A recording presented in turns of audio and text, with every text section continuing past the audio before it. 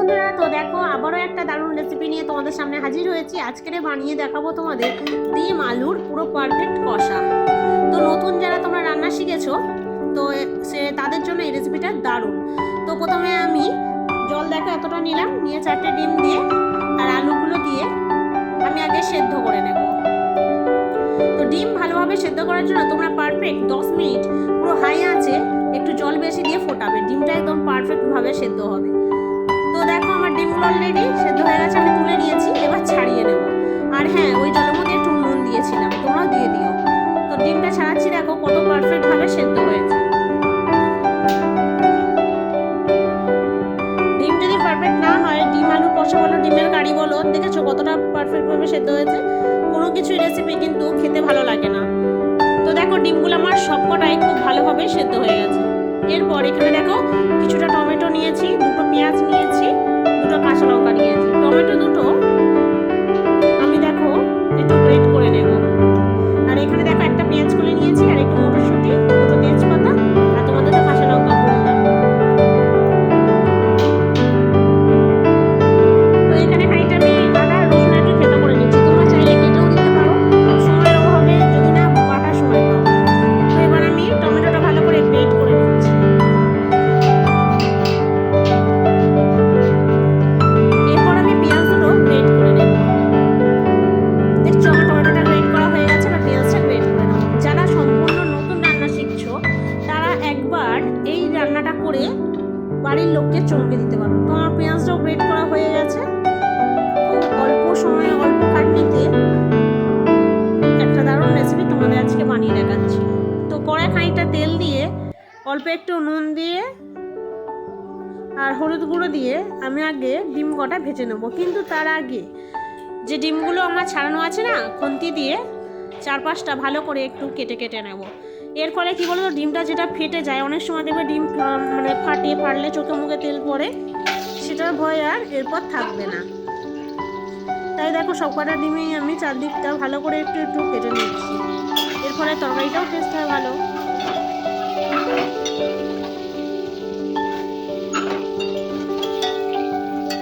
তো দেখো ডিমগুলো অলরেডি ভাজা হয়ে গেছে, এবার আমি তুলে নেব।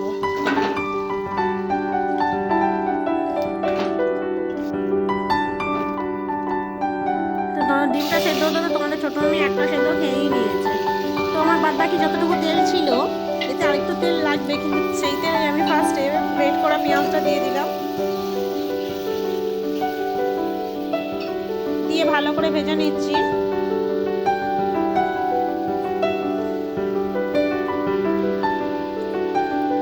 তো এরপরে দুটো তেজপাতা দিয়ে দিচ্ছি। হয়তো মশলাটা করতে একটু দেরি হয়, কিন্তু রান্নার সময় চটজলদি এই রান্নাটা হয়ে যায়। আলু আর ডিম সেদ্ধ দিয়ে এগুলো গ্রেট করে নেওয়ার সময়টা খুবই কম। এরপর আবার গ্রেট করা টমেটোটাও দিয়ে দিচ্ছি। টমেটোটা একটু বেশি দিতে হবে, যাতে মশলার গ্রেভিটা যাতে সুন্দর হয়।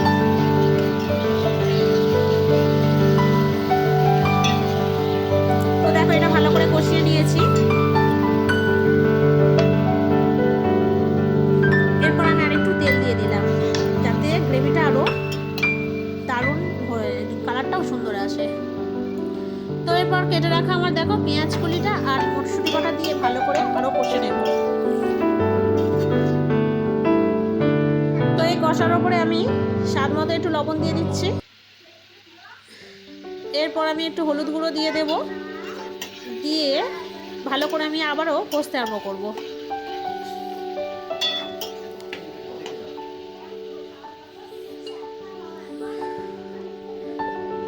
এরপর আমি এই কষার ওপরেই একটু গুঁড়ো লঙ্কা ছড়িয়ে দেবো। একটু ঝাল আমরা খাই, সেজন্য একটু বেশি দিচ্ছি। তোমরা না চাইলে কাঁচা লঙ্কার বানাতে পারো, আর কাশ্মীরি লঙ্কা দিয়ে দিও, যাতে এটা তরকারিটা কালার হতে পারে। দিয়ে ভালো করে মশলাটা আবারও ভালো করে কষে নেবে। যখন হালকা তেল ছেড়ে ছেড়ে আসবে দেখবে, তখন এর ওপরে আলুটা দিয়ে দেবো। তো সেদ্ধ করা আলুগুলো আমি সব দিয়ে দিলাম, দিয়ে আমি ভালো করে কষে নিচ্ছি। এরপর দেখো হালকা জল দিয়েছি, দিয়ে ভালো করে নেড়ে চেড়ে আমি ডিম কটা দিয়ে দেব।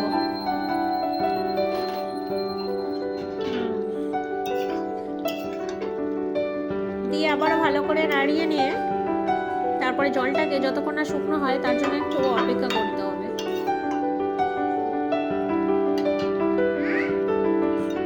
তো এবার জলটা একটু শুকিয়ে আসার জন্য ভালো করে একটু নেড়ে চেড়ে নিচ্ছি, নিলে ভালোভাবে জলটা আরও শুকনো হয়ে যাবে।